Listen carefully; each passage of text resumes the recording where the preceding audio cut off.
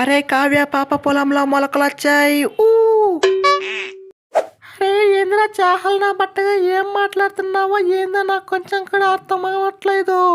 కొంచెం అర్థమయ్యేట్లు మాట్లాడా బట్ట. అరే అదే కావ్య పాప, నువ్వు అనుకున్నది సాధించావు.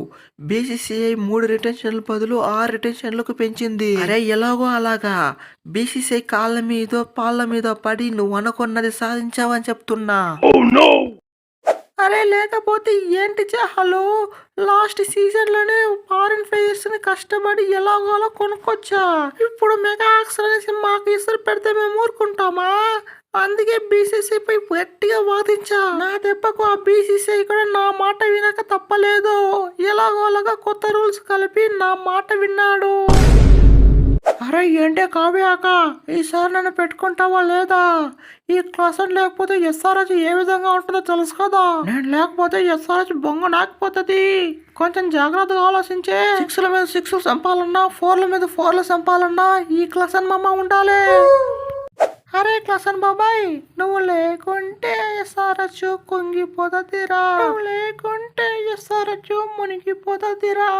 నువ్వు లేకుంటే నేను చచ్చిపోతానురా. అరే ఏంటే క్లాసన్ బాబాయ్, నువ్వు ఎస్ఆర్హెచ్ కి పెద్ద గుండెకాయ లాంటి వాడు.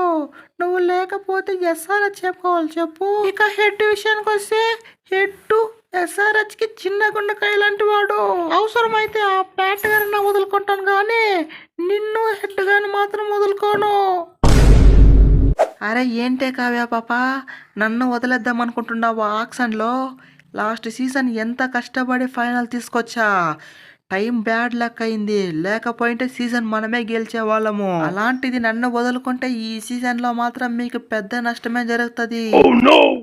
అరే ఏంటి కమేష్ బాబాయ్, నిన్ను పోయి ఎస్ఆర్ చదువుకుంటుందా? నువ్వే పెద్ద దిక్కు.